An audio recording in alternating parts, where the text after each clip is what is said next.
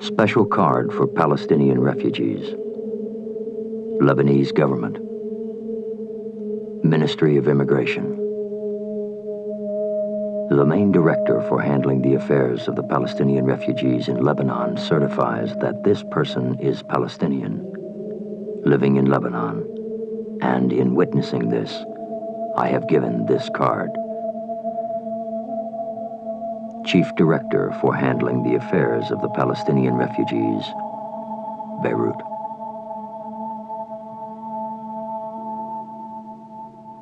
In this program, we will look at 3 Palestinian families who were displaced to Lebanon during fighting in Palestine in 1948 and have lived as refugees ever since. We'll look at how they got into this situation, their experiences since that time, and their hopes for the future.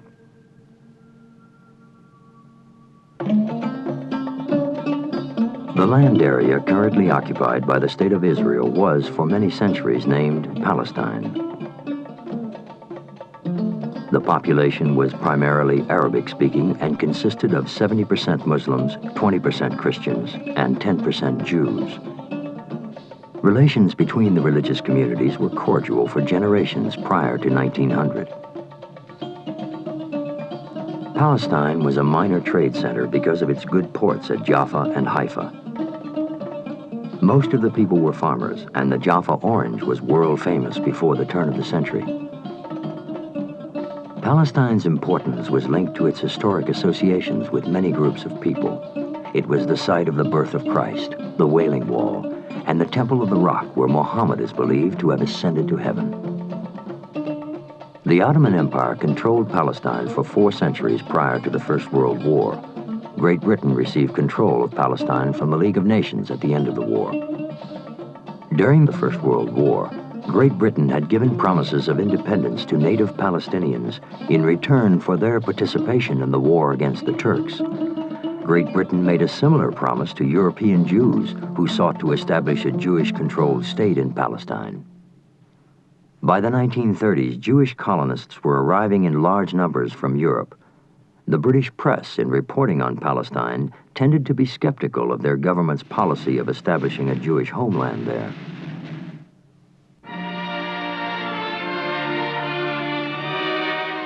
Settling on the land is usually considered a peaceful occupation. From a distance, this Jewish colony in Palestine looks as romantic as a Dutch picture. Close to, it's different. Instead of white gates and flowers, it has a reinforced palisade running round it and a blockhouse at the entrance. The guards are Jewish colonists armed with shotguns. They watch all day, and at night they use a searchlight to spot Arabs. Here comes one, covered all the way by the man at the loophole. In spite of the recent trouble in Palestine, this picture shows that Arabs and Jews can be friends. Still, the Jews are never certain, and as in the days of the prophet Nehemiah, even in the fields the laborers carry arms. As settlements of European Jews expanded in Palestine, fears grew among native Palestinians that they would be displaced from the land of their birth. These fears flared into violence and strikes in the 1930s. This is the Gaumont British News, presenting the world to the world. Peace has returned to Palestine. The Arabs have ended their 6-month strike. The object for which our troops were recently sent to the Holy Land has been achieved. Jewish settlement in Palestine is the cause of Arab discontent. This modern city of Tel Aviv already houses 100,000 Jews who have accepted Britain's invitation to make the Holy Land their national home, apparently with success. Arab towns nearby, built in ancient Eastern style, are in striking contrast. Naturally, the Arabs, old and young, resent the influx of the go-ahead Jews. They fear that the white man, with his totally different outlook, may oust them from their own country, back to the nomadic life of their forebears, driven to seeking pasture on the desert fringe. Nazi persecution of European Jews brought a flood of new settlers into Palestine.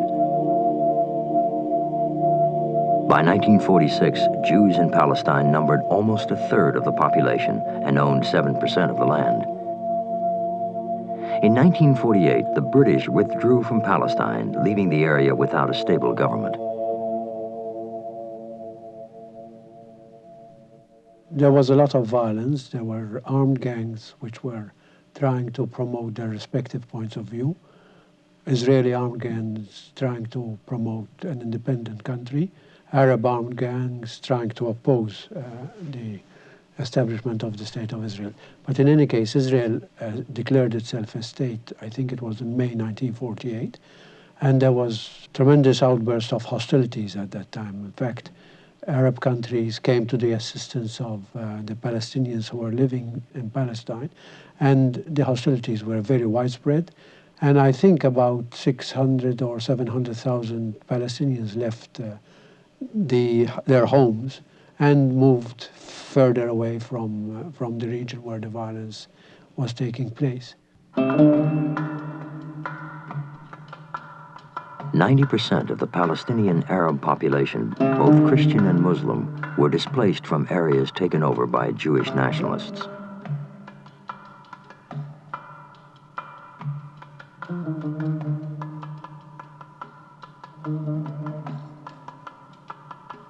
The countries surrounding Palestine, Egypt, Transjordan, Syria, and Lebanon, allowed the displaced Palestinians to take refuge within their borders. When the State of Israel was established in Palestine in 1948, the Israeli government closed its borders to all but a fraction of the Palestinians displaced during the fighting.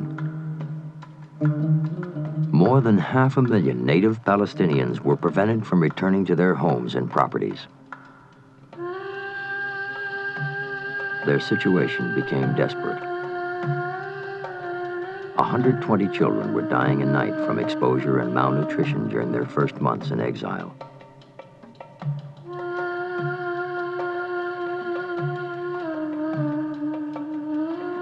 The United Nations established refugee camps in several nearby countries to shelter these people until allowed to return to their homes or receive compensation for their property from the Israelis. The camp populations were made up of people from all walks of life in Palestine. Many of the displaced were college-educated professionals and tradesmen. As the weeks of waiting to return to Palestine turned into years, the tent camps grew into small towns of cinder block and tin. They've waited nearly 40 years now.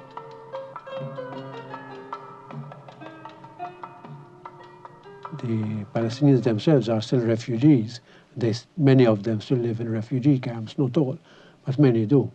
The Israeli government maintains that policy that Israel is for people of Jewish origin, and therefore to maintain the sort of Jewish preponderance of the State of Israel, then Arab inhabitants are not let's say, made very welcome.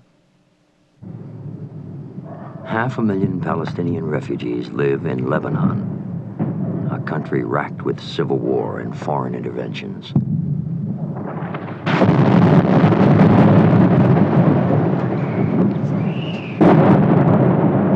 The Palestinian refugees' situation can be seen in its starkest terms in this country. The Palestinians you will meet in this program are ordinary people.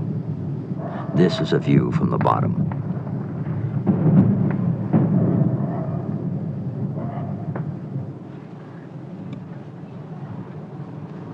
Rashidiyah Palestinian Refugee Camp, southern Lebanon.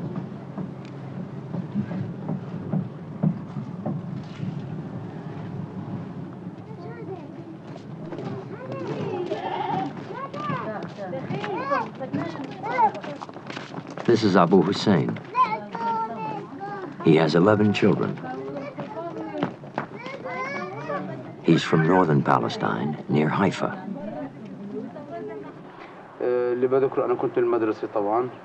We had a school in our town, in Palestine,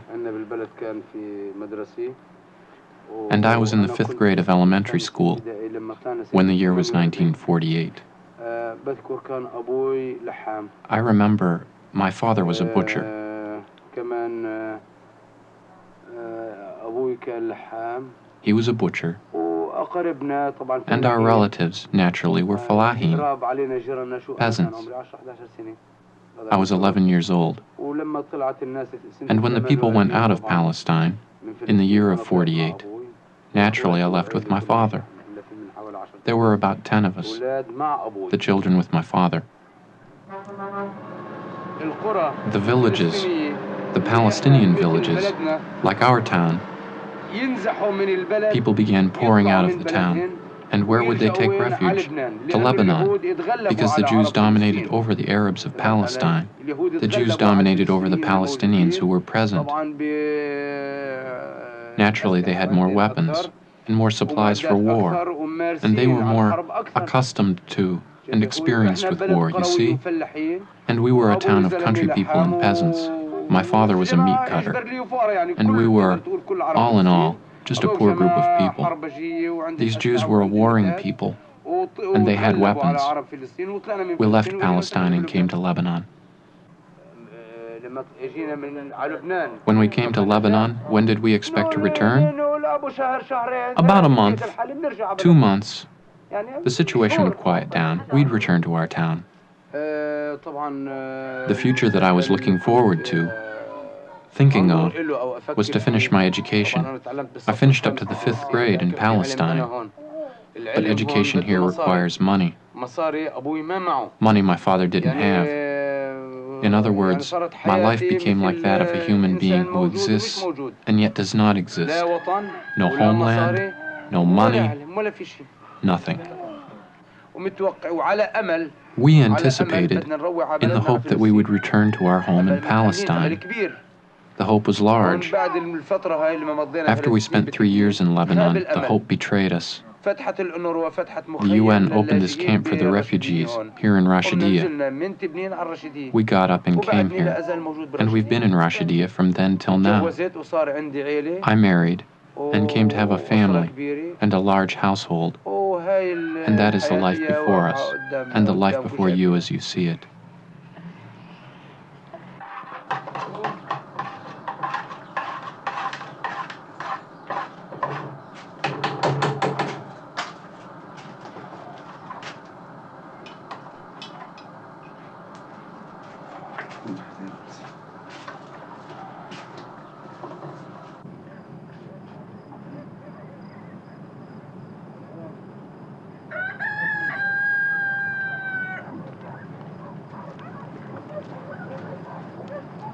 There are more than 1.5 million Palestinians living as refugees today.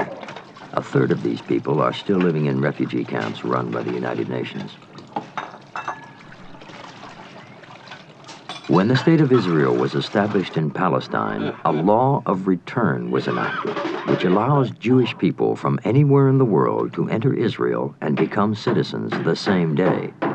However, this law of return does not apply to native Palestinians who were born on that land or their children, simply because they are not Jewish.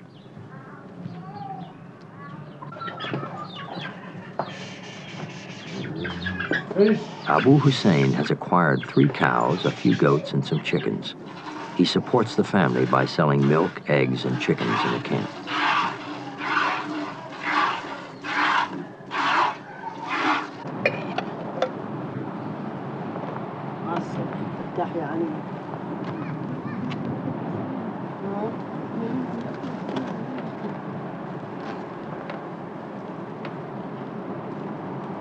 صار عندنا جايين يصورون ناقصين سمع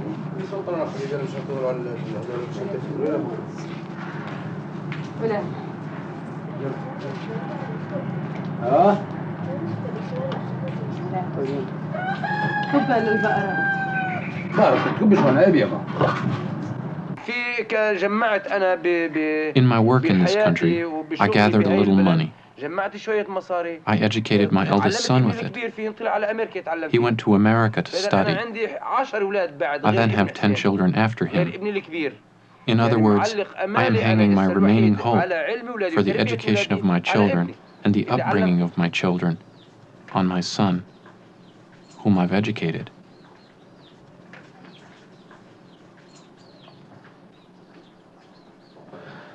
Well, one thing is really obvious, that we don't have anything. We don't own property in Lebanon or business or anything else. Even our own houses, it's not our own property. It's the government's, since we refugees, Palestinians. So the main thing that you can depend on as Palestinian, and you can really go forward in the future and build a good future, help your family out, your relatives, your friends if you can. It's the only and only way is the education. That's the only choice. Education is like our own food.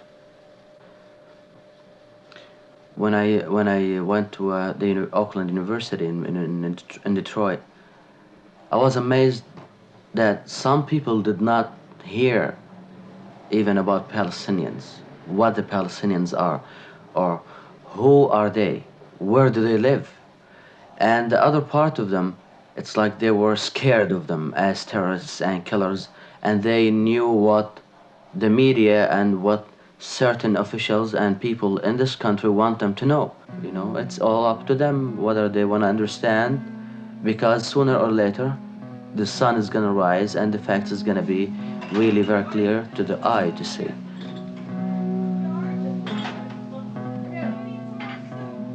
Hussein is halfway through a master's degree in computer engineering. He's trying to earn enough money to finish his education.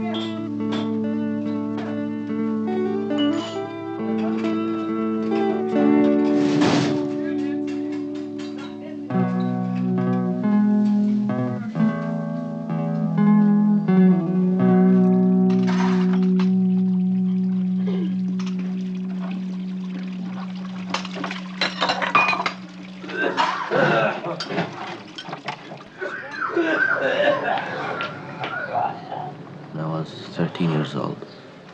The first time that our camp was bombed by the Israeli ships from the sea, Israeli boats. What year was that?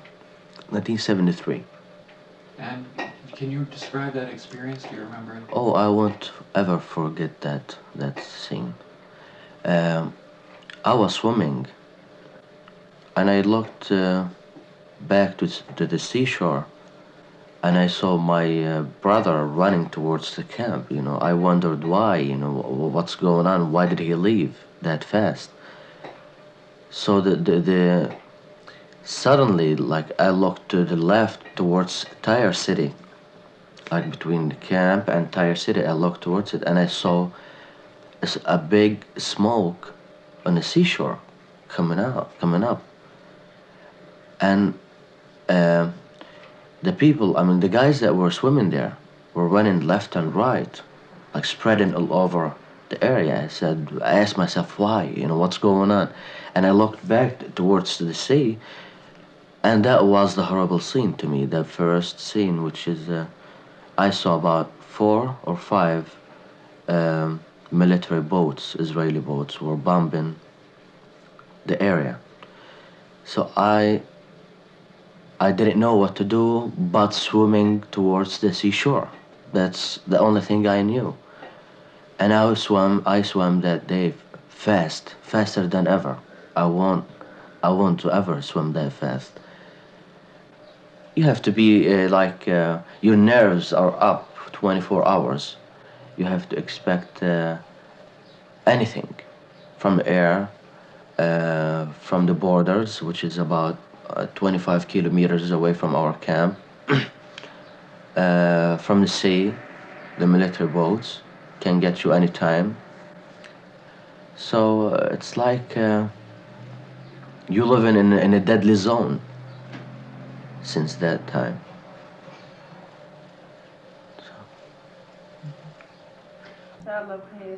How are you, son? I hope to God you're well. May God make you happy. Praise God, nothing has happened to us. We're all in sound shape and are well. It's true we were chased by some fear and misery, but praise God, none of us died. And praise God, our house is still standing. Your room and the storage cellar were hit, but it's okay. Come on, Elham. Come on. Don't you want to speak to your brother? Who is this speaking to him? I am Elham. Tell him I am Elham. Come on, record for your brother. Tell him I am Elham, and I am first in my class. What place were you in school, Elham? I came out fourth. Then why are you sad, my daughter? Does one who talks to his brother become sad? When is he going to visit us?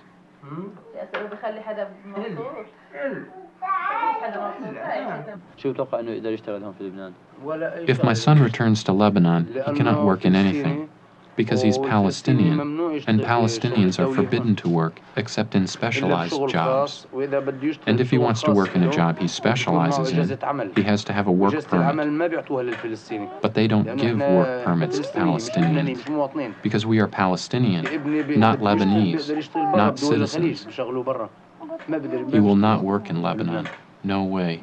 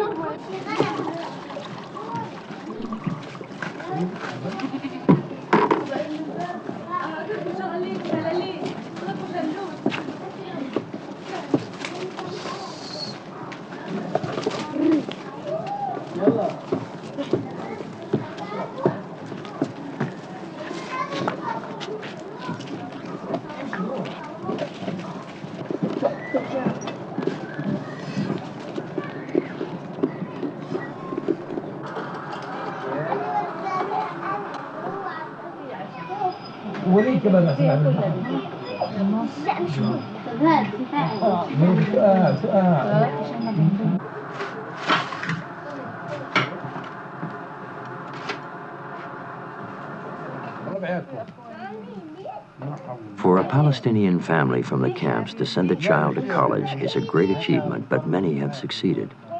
Many of these people have left the Arab world and are successful professionals in the United States, Europe, and South America. The camps are full of bright kids who will never have the opportunity.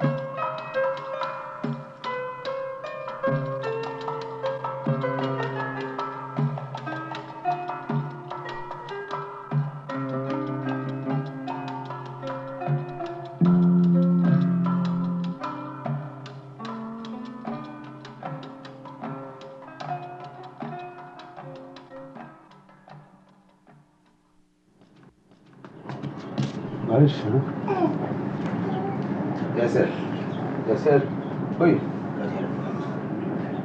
تحرك شوف ايش هلا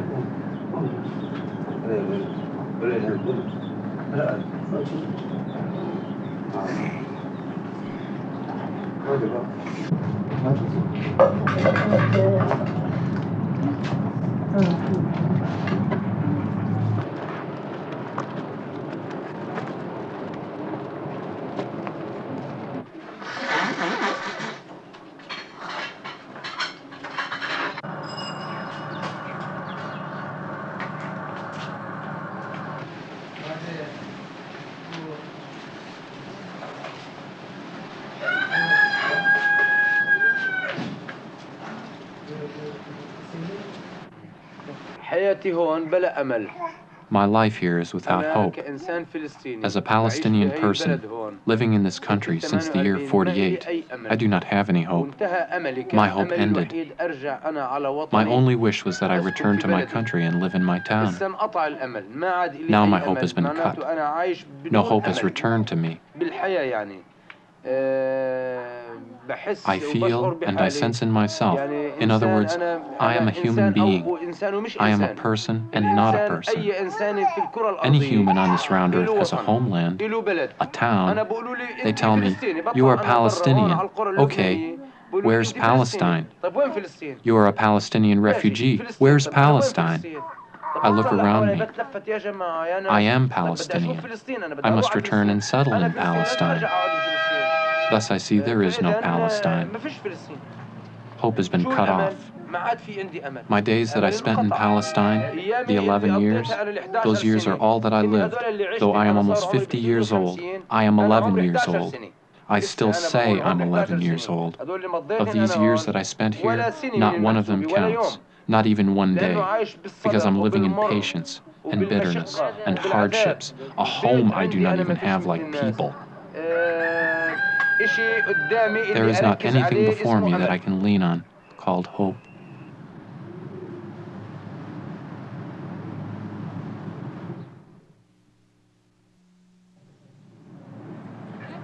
Most of the Palestinians in Lebanon don't live in refugee camps anymore. Ali lives here with her daughter's family in southern Lebanon. Ali spent 20 of the last 36 years living in refugee camps. She asked that her interview be filmed at her old house in Rashidiya camp. Why did you leave Palestine in 1948? We saw planes coming, plunging, bombing into the town. We were outside town. Our children were in the town and we were out. When the planes went away, we went home. At sunset, the planes came and bombed the fields and the town again. We fled to the orchard. We slept in the wilderness 3 days. We saw more planes coming from the west. I take refuge with God. They bombed Tarshiha, and they bombed Ayir, and they bombed the heart of the city and the fields around it. One man was decapitated. Another man from the Becca, who sold pomegranates, was also decapitated. He died in the yard. This one was injured and that one was injured, and we stayed in the wilderness. The next day, we went to return home. We saw a crowd of people who were leaving Tarshiha. We asked them, why are you leaving? The Jews have begun in Tarshiha, and they'll take you. We said we had to return to our home. I carried my little child, and my husband carried a child. Tell us it's not true. We have to go home. We had no food, nor drink, not even a change of clothes with us. They told us, either you go to Lebanon, or the Jews will take you prisoner. They've already reached the lower part of the city. We said we had to return to our home and get food for our children. I had a daughter 2 months old and a daughter 2 years old. We continued going up the road. What is 2 months? The girl was small and we had nothing. We had no money. We needed to eat. I kept crying while I left the town. By the time we reached Lebanon, I couldn't see from my eyes. We left. Don't blame me. We were under the shelling. The shelling frightened the people, and the people left the city. The plane was circling above us, but it didn't speak. It just shooed the people out. And the people, those coming from below Akka, from Haifa, they said, the slaughter going on in Deir Yassin, something that can't be imagined. Don't blame me. We were frightened. In other words, we were frightened for our honor as women, and our children, our young men and our parents. We all went out. When we came to Lebanon, it was finished. Relief workers gave out bags of flour. We would gather firewood, straw, twigs, whatever there was. We baked bread and ate. For 1 year, we neither worked nor received anything from anyone except God and the little bit of flour ration. There was nothing. Most of the infants died in those years, and the elderly died, and the little children died from the cold and the hunger. Whatever I tell you, say it's little. It was much worse than I can describe in words. We tasted days for one who has no homeland, nor a home, nor has dignity, nor existence. We came to the camp here. We lived 7, 8 months on the sand. We were boiled. God helped us. We got a little house. We opened a little bit of a shop. My husband worked in it. Our children, a family, God bless them. They worked in the summer and in the winter studied. Israel came. The house collapsed on us and my husband and son died. The children were small and we were afraid. I have a daughter in the north. They took us there, and we buried them there because of the chaos here. Ali has lived with her daughter's family ever since her husband and son died. براد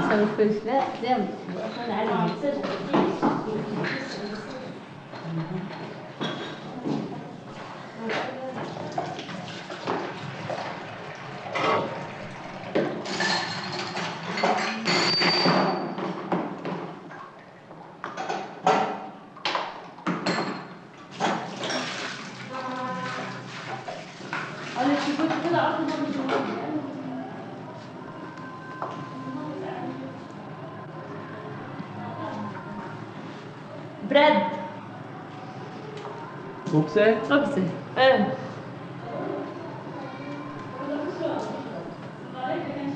جبلي طنورة لا جبلي طنورة قلبي طنورة امي بس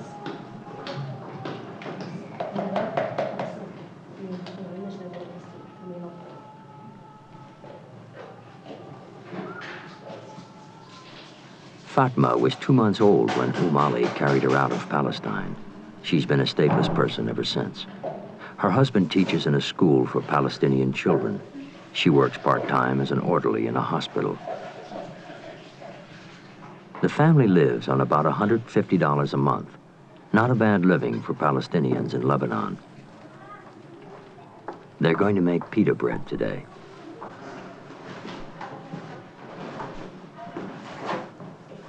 هلا حط الطابون مشان حط الطابون هنا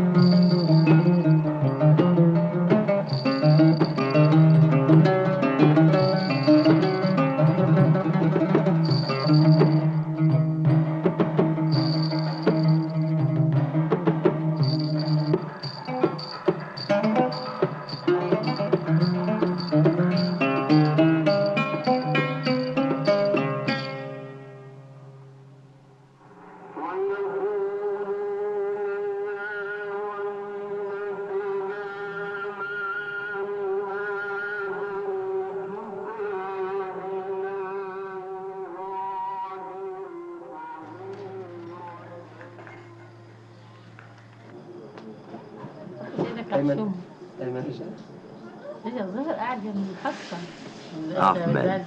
Umali's son-in-law. When we left the village, we have a donkey, and on the donkey there is a sack with two parts.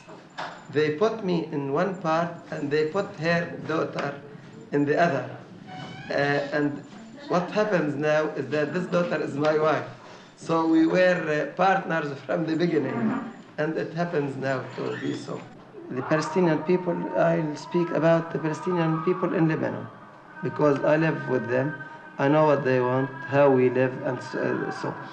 Truly, what we want is not in our hand. What Arab countries and leaders and governments want, because what we want is not what they want, and they do what they want. Truly, the first thing that we want, we hope and we like and we want, if we can go back again to our home in Palestine and live there. It's not just a beautiful dream or hope. No, it's an idea of our right. It's our right. But if we can't do this, we want to live, to have safety, to have freedom, to live here in this country. Or this is personal opinion. I like, if I can't go back to my home and I can't live safe in Lebanon, I like to have an immigration to any country where I can find freedom and acceptable life for me and my children.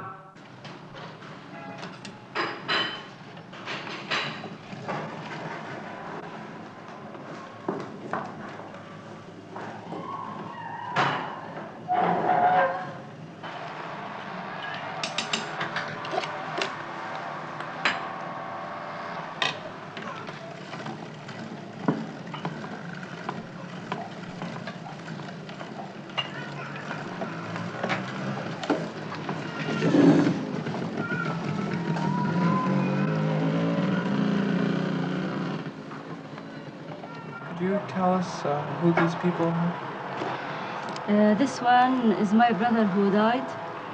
This my father. How did they die? In the by Israel. In the refugee camp. In 1975. A UN crew filmed Umali shortly after the airstrike. قلت لي يا زلمه جيب لك قرشين ومنا فاتك طلعنا اطلع هالولاد ما حسينا الا هالظلام دب علينا قلت له انقض يا زلمه ما فتحت الباب ولا هالكر علينا طلعت عليه ولا هالزلمه ممدد قلت له حبيبي شو صابك قال لي ما مني يا مر ولا ابني بنادي لي يا يمه يا يمه يا يمه قلت له حبيبي ما بقدر اطل عليك قلت هاقل علي انت لسمي تراب وعيني فتحت باب السر صرت اقول اشهد ان لا اله الا الله اشهد ان لا اله الا الله يا حبيبي ولا بقول لي يا مره ضيقت طلعيني قلت له حبيبي انا بدي اموت حدك اجيت نمت حده قال لي ضيقت احملته هيك وطلعت على الشارع قلت له حبيبي يا عدو يا ويلكم من الله الله يظلمكم خربت بيته قال لي اشهد ان لا اله الا الله قلت له حبيبي بدك يا ابو عيالي سلامتك قال لي انا ما عاد مني قلت له سامحني يا حبيبي قال لي اني سامحتك ابني جاي خفت على ابني لانه يهبط عليه الحيطان وهو رايح قال لي ما بدي اموت حدك قلت له لا يا حبيبي سلامتكم ابوك خلص عديت على الملجأ اني اقعد انا واولادي جيت لقيت جوزي مشون قلت له حبيبي يما حسين ضايع ورفيق واحمد مشون دورنا بالبيوت كلها قلت الحمد لله ما زط ابني عديت بالله حبيبي نايم هيك قلت له حبيبي يا احمد يا يما ما زد اجاويل لو عدوين ما بعرفوا الله يا حبيبي خربوا بيتي وموتوا من الزامل يا ويل من الله يا حبيبي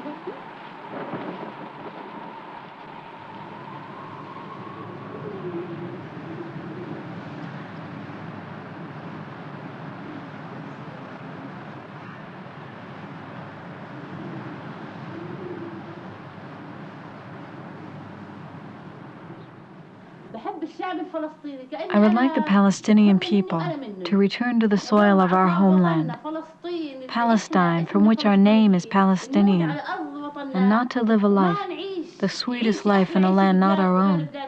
We're not happy nor tasting anything good, neither we nor our children.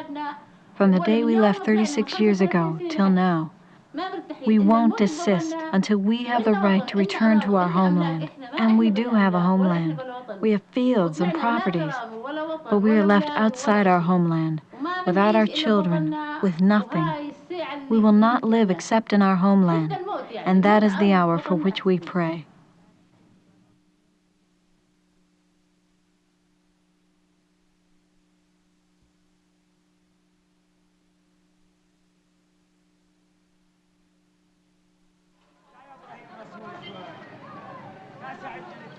Thousands of Palestinians from both inside and outside the camps were displaced again during the Israeli invasion of Lebanon in 1982. Some of those people wound up here in the displaced persons section of Badawi camp in northern Lebanon. For many, it's the second time in their lives they'd been displaced into tents.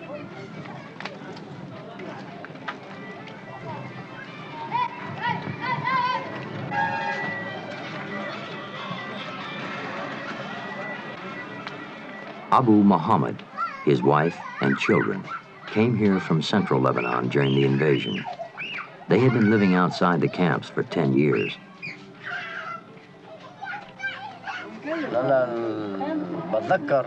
I remember when my parents left Palestine. My age was about 3 years old exactly.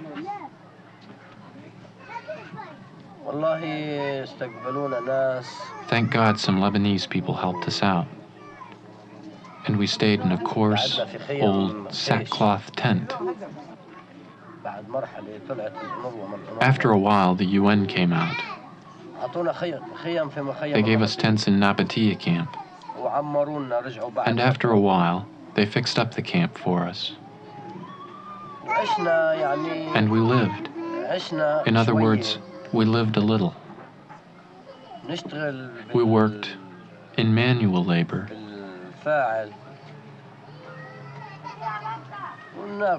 And we were eating and drinking. In one of those days,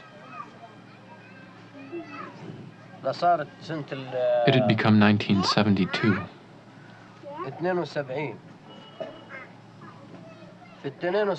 In 72, when we were staying in the camp, there was nothing but Israeli planes bombing the camp.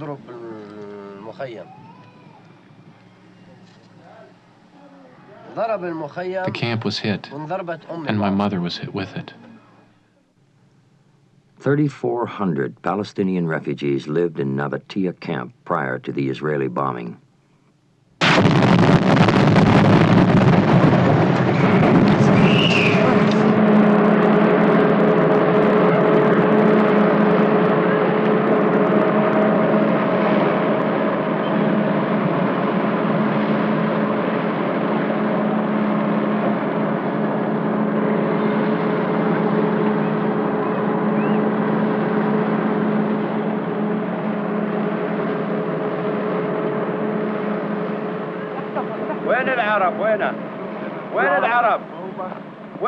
وين الإسلام وين موجود وين؟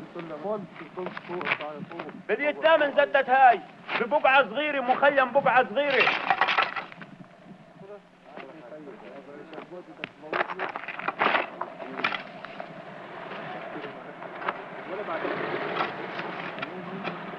لا سنة بتخرجوا أولادي من المدرسة.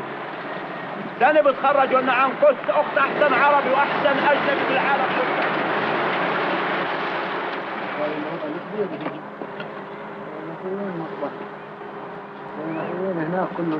شد يابا المنبه بعد ماشي يا ويلي يا ويلي صلينا.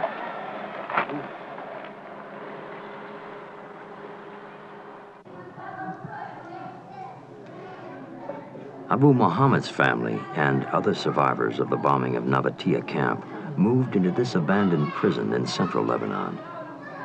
Abu Muhammad's father and sister still live here.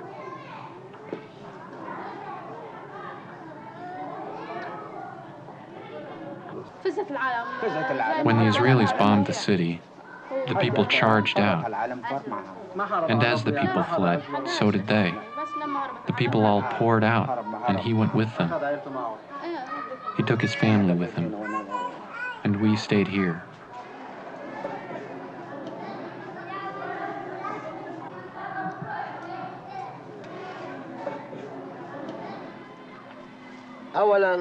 First, there's no settling down.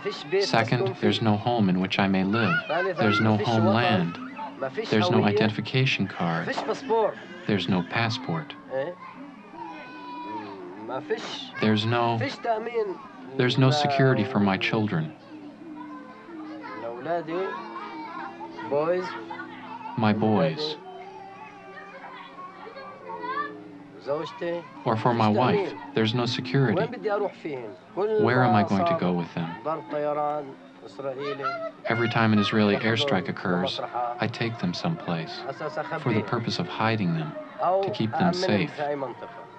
There's no settling down. Where is the conscience of humanity? Where's America? Where's Britain? Where's France? Where's the United Nations? Let them come and protect these people and these small children. I grew up like this, and I'm still tortured, and I'm still afflicting my children, and I regret that I had children to live amidst these tragedies.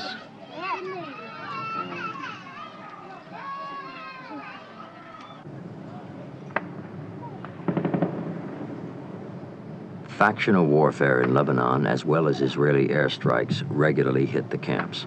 As with most of the fighting in Lebanon, the casualties are usually civilians. On this night, the fighting is about a mile from the camp. Nothing to worry about.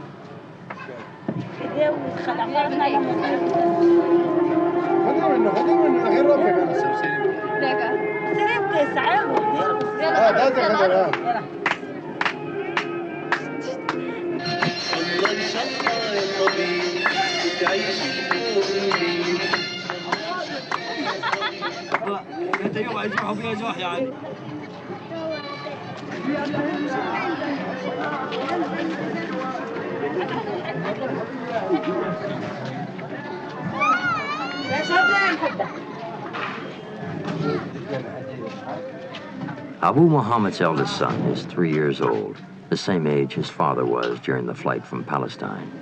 Like his father, he's growing up in a tent.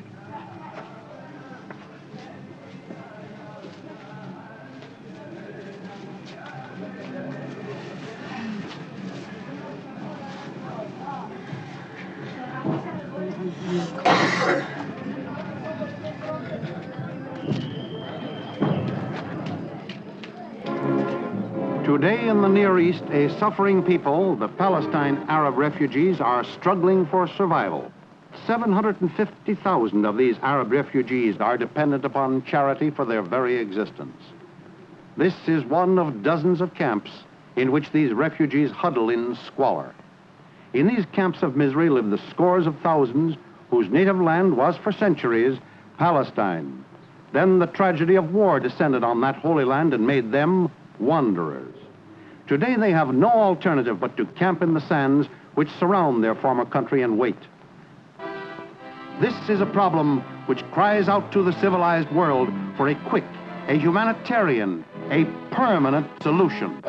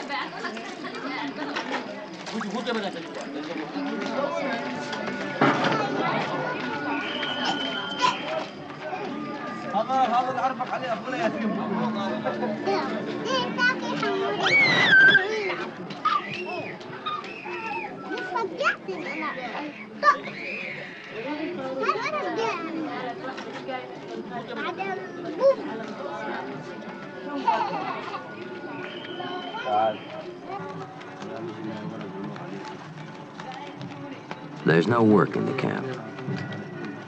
The refugees can get jobs as fruit pickers in nearby groves, but the work is only seasonal. Relief agencies provide tents, clothing, and food rations to the families living here.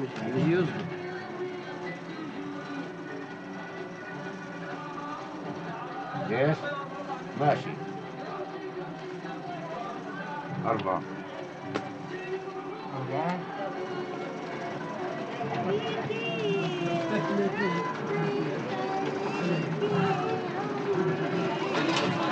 هذا أبو عماد.